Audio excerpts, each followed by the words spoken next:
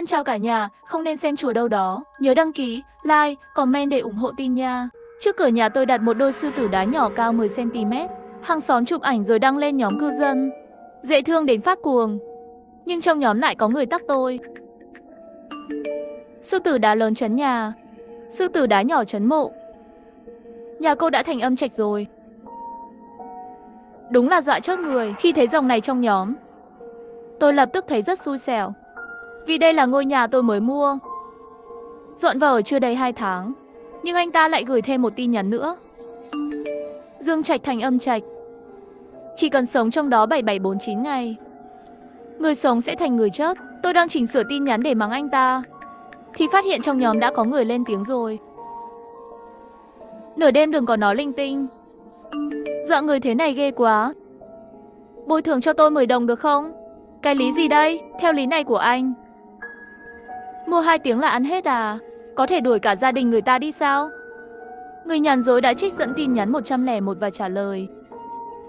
Tất nhiên không dễ thế. Đầu tiên, biến dương trạch thành âm trạch đã vô cùng khó khăn.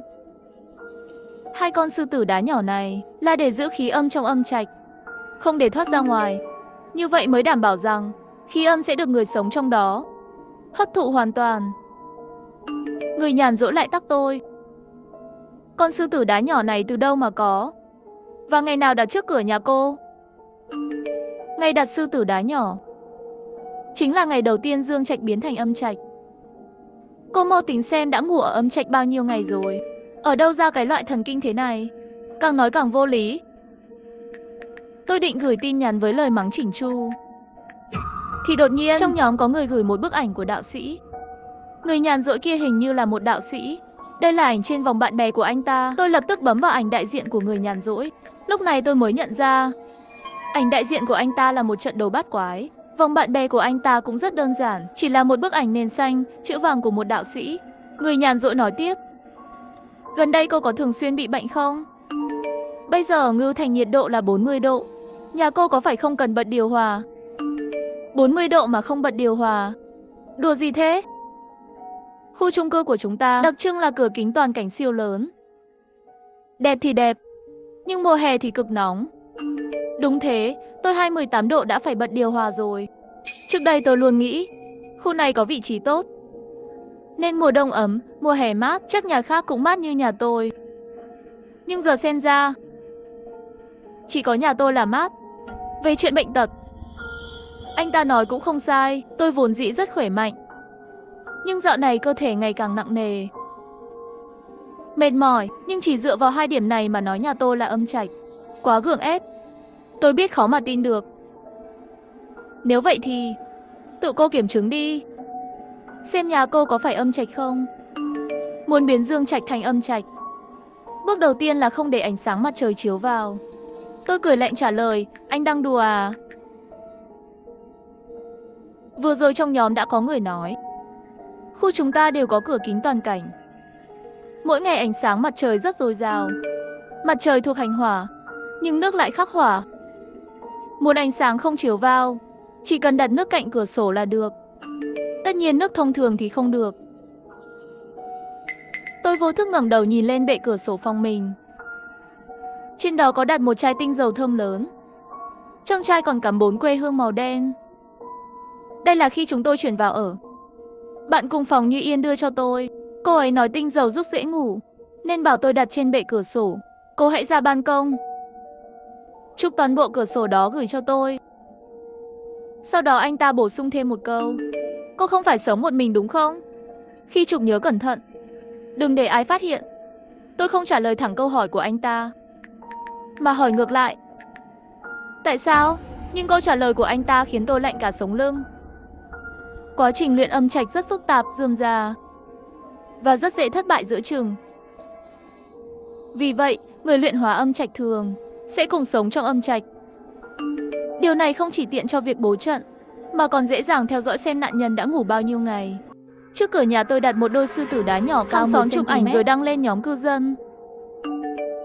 Dễ thương đến phát cuồng, xin link mua, nhưng trong nhóm có người tắc tôi.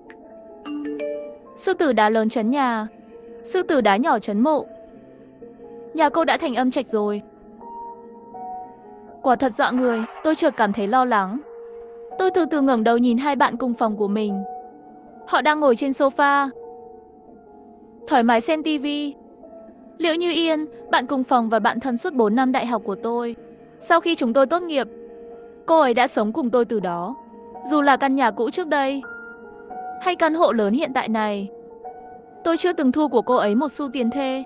Bởi vì bố mẹ tôi để lại cho tôi khá nhiều tài sản, tôi không quan tâm đến tiền. Nhưng Liễu Như Yên đã từng bước ra khỏi vùng núi lớn và đang từng bước phấn đấu vươn lên. Là bạn thân của cô ấy, tôi sẵn sàng giúp đỡ hết mình. Người còn lại là Lý Thanh Thanh, học sinh nghèo tôi đã hỗ trợ suốt 10 năm. Cô ấy đã đến Ngưu Thành làm việc ở quán trà sữa ngay sau kỳ thi đại học.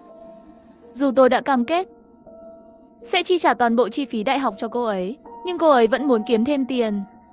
Bởi vì cô ấy biết rằng cuộc đời sau này chỉ có thể dựa vào chính mình. Với một cô gái tỉnh táo như vậy, tôi rất ngưỡng mộ. Tôi đã chủ động đề nghị Lý Thanh Thanh đến sống cùng tôi để tiết kiệm tiền thuê nhà. Nhưng chính vì tôi đã hết lòng đối xử chân thành với hai người này.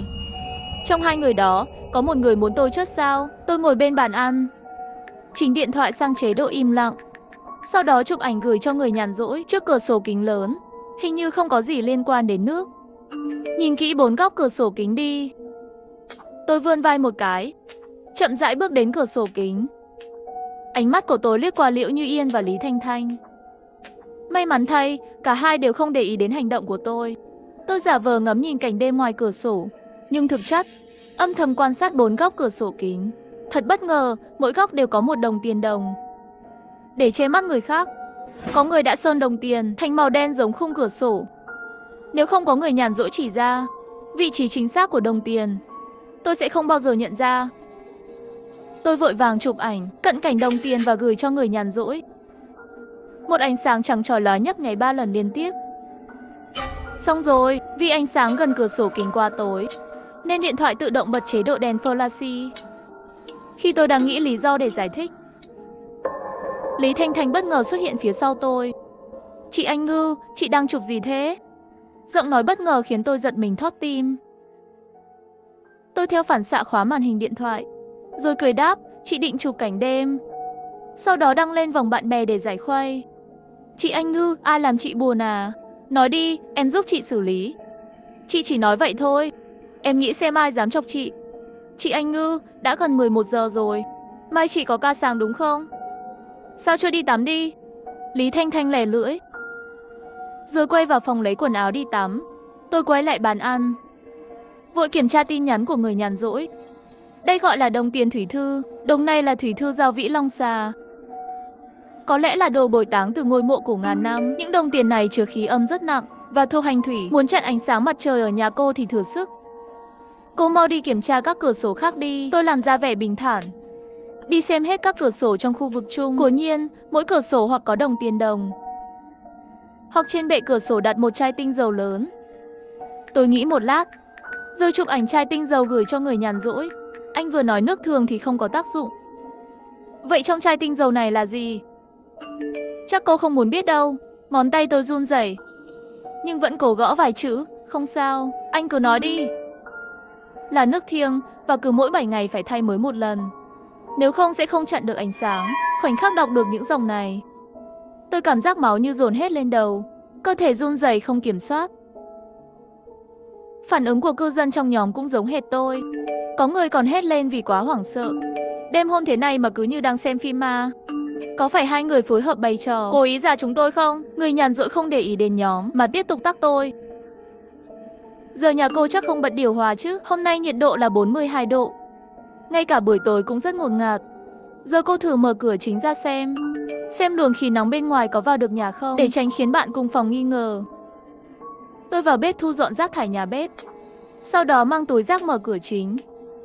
Khi bước ra ngoài, cơn nóng như sóng thần đập thẳng vào mặt. Nhưng khi trở lại nhà, bầu không khí vẫn lạnh lẽo như thường. Để kiểm chứng lời người nhàn rỗi, tôi đứng một nửa trong cửa, một nửa ngoài cửa. Một nửa cơ thể cảm nhận được sức nóng, một nửa là hơi lạnh, một nửa nóng rực, một nửa lạnh buốt. Lúc này, tôi thực sự nhận thấy rõ ràng rằng luồng khí nóng bên ngoài không thể vào nhà tôi. Điều này quả thực quá bất thường. Trước cửa nhà tôi đặt một đôi sư tử đá nhỏ cao 10 cm. Hàng xóm chụp ảnh rồi đăng lên nhóm cư dân. Dễ thương đến phát cuồng, xin link mua, nhưng trong nhóm có người tag tôi. Sư tử đá lớn trấn nhà, sư tử đá nhỏ trấn mộ. Nhà cô đã thành âm trạch rồi. Đúng là dọa chớp người nhàn rỗi lại thúc giục trong nhóm. Sau khi kiểm chứng, cô nhớ lại xem đôi sư tử đá nhỏ được đặt ở cửa từ khi nào. Ngày đặt đôi sư tử đá nhỏ là ngày đầu tiên dương trạch biến thành âm trạch. Giờ tính xem cô đã sống trong âm trạch bao nhiêu ngày rồi. Tôi không khỏi trở nên nghiêm túc hơn, bắt đầu lật lại lịch trên điện thoại. Hôm nay là ngày 25 tháng 8. Ngày nào đặt đôi sư tử trước cửa nhỉ? Tôi hoàn toàn không còn nhớ nữa. Thời gian trước công việc quá bận rộn, lại thêm việc sửa nhà, chuyển nhà, mọi thứ dồn vào một chỗ. Tôi gần như phải chia cơ thể mình thành 8 phần để làm. Chúng tôi chuyển đến đây ngày mồng 1 tháng 7. Nhớ là sau khi chuyển vào vài ngày, ba chúng tôi ngồi ăn cơm. Một trong hai bạn cùng phòng có nhắc về việc mua đôi sư tử đá. Lúc đó tôi vừa ăn cơm, vừa nghe điện thoại của công ty, nên hoàn toàn không nhớ ai đã mua. Nhưng đến giờ tôi vẫn chưa chốt, chứng tỏ tôi vẫn chưa ngủ trong âm trạch đủ 49 ngày. Giờ đã là 11 giờ tối. Tôi chỉ còn 1 giờ an toàn tuyệt đối. Sau đó, mỗi ngày tiếp theo đều có thể vượt qua ngưỡng 49 ngày mà người nhàn rỗi nói. Từ khi chuyển đến nhà mới, ngày nào tôi cũng ngủ ở đây. Còn Liễu Như Yên có đi công tác 2 ngày. Lý Thanh Thanh từng về trường 1 đêm. Hai người họ không nguy hiểm bằng tôi. Giờ tôi không còn thời gian để bận tâm đến việc đôi sư tử đá được đặt ngày nào, ai đặt. Việc cần làm ngay là rời khỏi âm trạch. Không ngủ đủ 49 ngày, tôi sẽ an toàn. Tôi trả lời người nhàn rỗi trong nhóm. Dù không chắc những gì anh nói là thật hay không, nhưng nghe lời khuyên vẫn hơn. Tôi quyết định ra khách sạn ở trước. Ngày mai sẽ tìm thấy phong thủy đến xem nhà. Nhưng ngay khi tôi vừa gửi tin nhắn đi, người nhàn rỗi liên tiếp gửi 3 tin nhắn. Đừng ra ngoài. Đừng ra ngoài, tuyệt đối không được ra ngoài bây giờ. Sau khi gửi tin nhắn, anh ta tag tôi liên tục trong nhóm, sợ rằng tôi không thấy. Tại sao không được ra ngoài? Nếu cô đã sống trong âm trạch hơn 42 ngày, hồn phách của cô có thể đã không còn nguyên vẹn. Ra ngoài vào ban đêm, nếu gặp ma, cô rất dễ bị nhập hồn. Thậm chí, chúng có thể điều khiển cơ thể cô để hành động. Bây giờ cô phải xác định xem hôm nay có phải là ngày thứ 49 không. Nếu không phải, chỉ cần chịu đựng đến sáng, sau đó tìm một thầy phong thủy cao tay. Tôi trích dẫn tin nhắn trên của người nhàn rỗi và hỏi: vậy anh có thể giúp tôi xử lý việc này không? Tôi có thể trả giá gấp đôi. Tôi cũng ở cùng tòa nhà với cô, nhưng giờ tôi đang ở xa, không về được. Tim tôi như thắt lại. Tôi phải làm gì bây giờ nếu hôm nay đúng là ngày thứ 49? Một khi đã qua 12 giờ đêm, sẽ xảy ra chuyện gì? Tôi chỉ có thể chúc cô may mắn, nhưng tôi vẫn sẽ cố gắng hết sức để cứu cô. Dù vậy, tôi không dám đảm bảo kết quả cuối cùng. Tôi cố gắng giữ bình tĩnh, trở lại phòng và bắt đầu thử liên hệ các đạo sĩ trong thành phố qua mạng. Các số điện thoại của Cao Tăng, nhưng gọi đến thì không ai nghe máy. Hoặc nếu có, cũng không thể đến trong vòng 1 giờ. Không còn cách nào khác. Giờ tôi chỉ có thể tìm ra xem hôm nay là ngày thứ mấy kể từ khi đặt đôi sư tử nhỏ. Chỉ cần không phải ngày thứ 49, tôi chỉ cần chịu đựng qua đêm nay. Khi trời sáng, tôi sẽ an toàn. Khi tôi ra khỏi phòng, Lý Thanh Thanh vẫn đang tắm. Liễu Như Yên đổi tư thế, vẫn đang xem Hỉ Dương Dương. Dù trên tivi là những tình tiết hài hước, khuôn mặt của Liễu Như Yên lại cực kỳ u ám. Rõ ràng cô ấy đang nghĩ gì đó. Tôi giả vờ cúi đầu nhìn điện thoại, rồi vô tình hỏi: Như Yên, đôi sư tử nhỏ trước cửa là ai mua thế? Tôi cảm nhận được ánh mắt của Liễu Như Yên rơi trên người tôi. Anh Ngư, sao tự nhiên hỏi chuyện này vậy? Nhưng khi tôi ngẩng đầu nhìn cô ấy đã quay đầu, chăm chú nhìn màn hình tivi. Còn cười mỉm, nụ cười trông có vẻ thân thiện, nhưng lại khiến tôi lạnh sống lưng không hiểu vì sao. Tôi cầm cốc trà sữa trên bàn uống một ngụm, để giảm bớt căng thẳng. 2 hôm trước có anh giao hàng đưa đồ ăn đến. Anh ấy khen đôi sư tử đá trước cửa đáng yêu lắm. Đúng lúc tôi có đồng nghiệp đang tìm mua. Tôi muốn tặng anh ấy một đôi. Liễu Như Yên nhún vai không quan tâm. Thế cô hỏi tiểu muội đi. Đồ là Thanh Thanh mua đó. Thời gian như dừng lại. Nhịp tim của tôi cũng chậm lại theo. Chưa bao giờ tôi thấy Lý Thanh Thanh tắm lâu như vậy. Dù rất sốt ruột, nhưng tôi vẫn cố sâu chuỗi mọi thứ trong đầu. Nếu giữa Liễu Như Yên và Lý Thanh Thanh thật sự có người muốn hại tôi, thì khả năng cao hơn sẽ là Lý Thanh Thanh. Liễu Như Yên đã sống cùng tôi, tính cả thời đại học là 5 năm, còn Lý Thanh Thanh chuyển đến. Trùng hợp đúng lúc nhà tôi thành âm trạch. Cuối cùng, khi Lý Thanh Thanh tắm xong, tôi lặp lại câu hỏi lúc nãy. Lý Thanh Thanh không hề ngần ngại, đưa ngay điện thoại cho tôi. Chị Anh Ngưu, em mua trên trang mạng thôi, chị tự xem đi, em đi sấy tóc đã. Thái độ thẳng thắn của Thanh Thanh làm tôi không hiểu nổi, nhưng tôi không để tâm nữa. Mở ngay đơn hàng đôi sư tử đá mà cô ấy mua. Thời gian nhận hàng là chiều ngày mồng 5 tháng 7 lúc 6 giờ. Nhưng là ngày nào đặt ở cửa nhỉ? Khi tôi còn đang mải suy nghĩ, đột nhiên một bàn tay lạnh ngắt đặt lên trán tôi. Anh Ngưu, sao lại đổ nhiều mồ hôi lạnh thế này? Trước cửa nhà tôi đặt một đôi sư tử đá nhỏ cao 10 cm. Hàng xóm chụp ảnh rồi đăng lên nhóm cư dân. Dễ thương đến phát cuồng, xin link mua, nhưng trong nhóm có người tag tôi.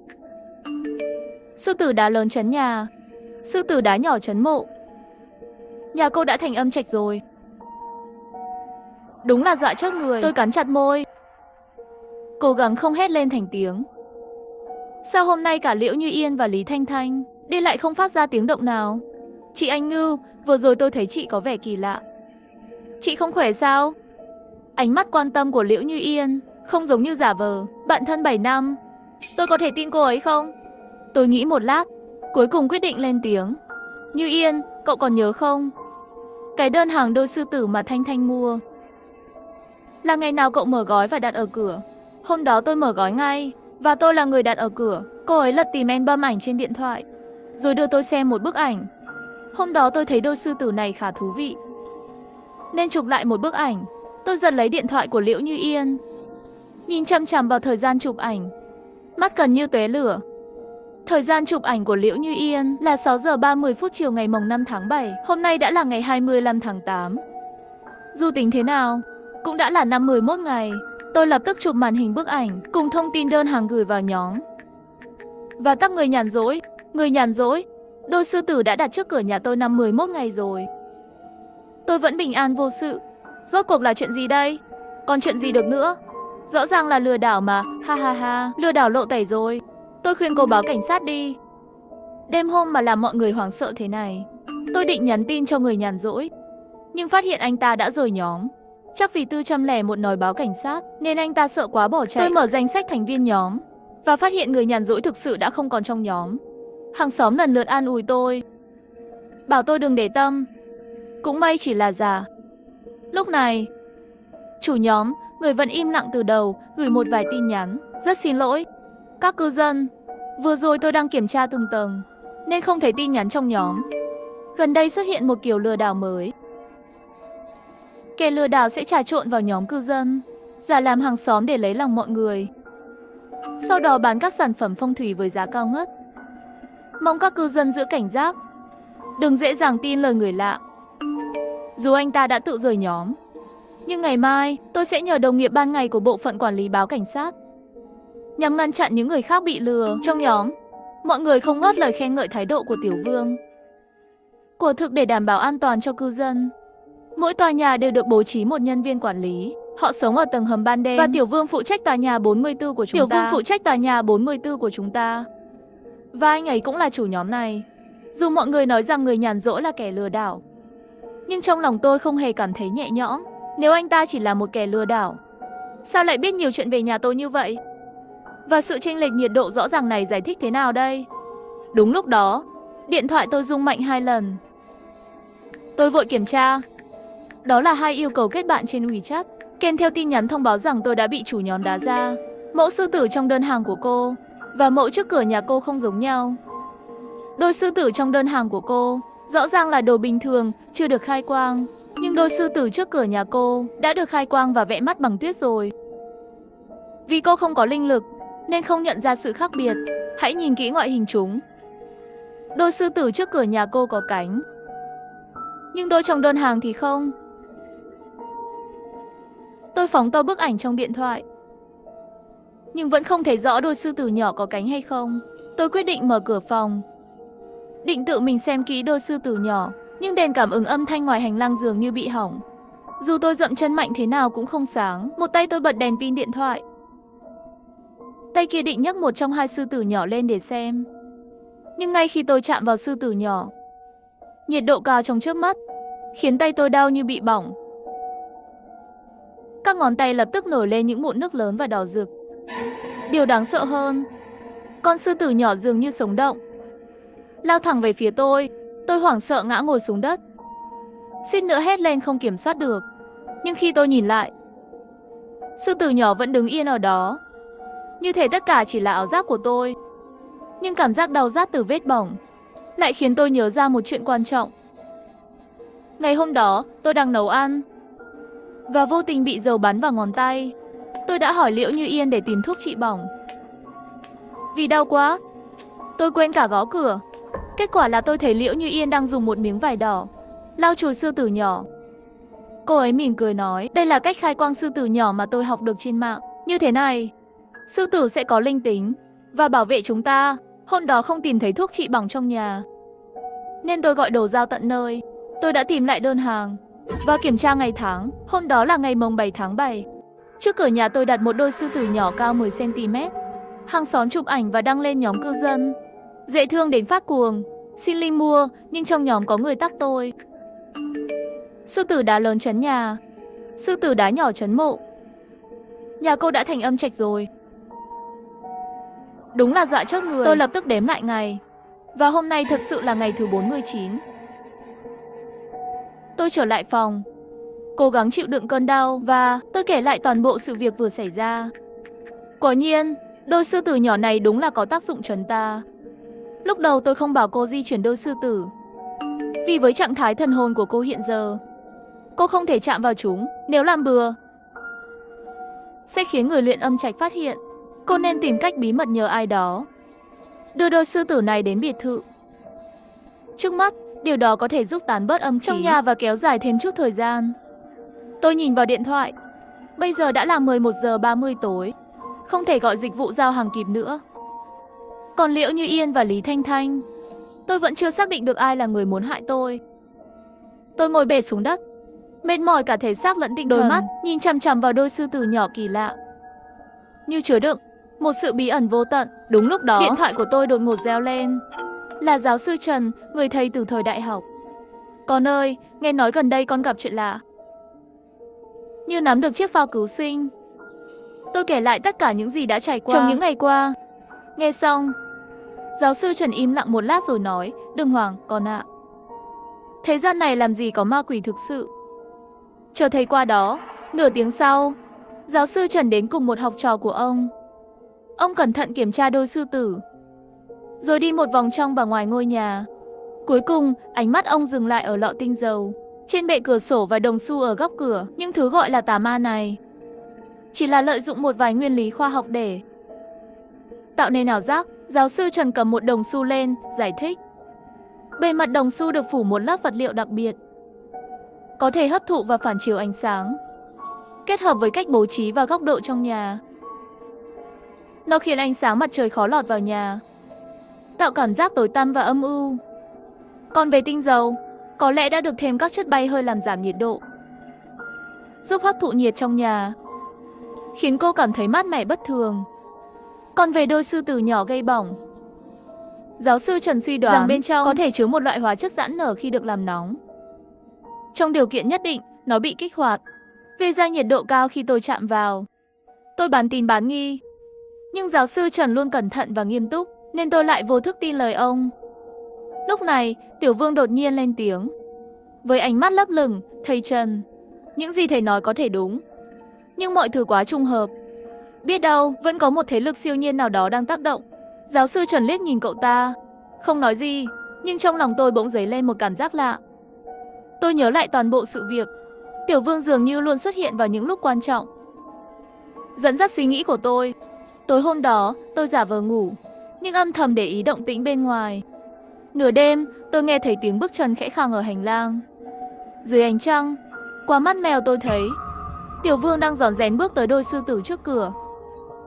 Tôi lập tức hét lớn, Tiểu Vương, cậu đang làm gì vậy? Tiểu Vương giật mình sợ hãi, đánh rơi thứ gì đó xuống đất. Hóa ra là một thiết bị điều khiển từ xa nhỏ. Mọi chuyện bại lộ. Cậu ta ngồi bệt xuống đất và thú nhận tất cả. Thì ra, Tiểu Vương luôn nhắm vào khối tài sản mà cha mẹ tôi để lại. Hắn lợi dụng lúc tôi vừa chuyển nhà mới, chưa quen thuộc với môi trường xung quanh, dàn dựng vở kịch âm trạch này. Hắn giả làm nhàn rỗi trong nhóm cư dân, bị chuyện kinh dị để dọa tôi. Khi tôi bận rộn, hắn lén đặt những thứ gọi là tà vật đó. Đôi sư tử nhỏ trước cửa là do hắn thay đổi. Bên trong chứa thiết bị đặc biệt, có thể điều khiển nhiệt độ bằng điều khiển từ xa. Hắn cố tình tạo ra sự nguy hiểm trong nhóm, để khiến tôi rơi vào trạng thái hoảng loạn, dễ bề thực hiện kế hoạch tiếp theo. Còn về Liễu Như Yên và Lý Thanh Thanh, họ đều vô tội. Những gì Liễu Như Yên nói về Khai Quang chỉ là cô ấy thực sự tin vào một số quan niệm mê tín trên mạng, muốn thêm chút bảo vệ cho ngôi nhà mới. Còn đôi sư tử mà Lý Thanh Thanh mua đã bị Tiểu Vương tráo đổi. Ngày hôm sau, Tiểu Vương bị cảnh sát bắt đi. Ánh nắng mặt trời xuyên qua cửa sổ, chiếu sáng căn nhà, xua tan bóng tối bao ngày qua. Sau sự việc này, tôi nhận ra sâu sắc rằng, trong tình huống tương tự, Tiểu Ngưu xin nhắc nhở mọi người khi đối mặt với điều chưa biết, đừng mù quáng tin vào mê tín. Hãy dùng tư duy khoa học để phân tích và bảo vệ bản thân.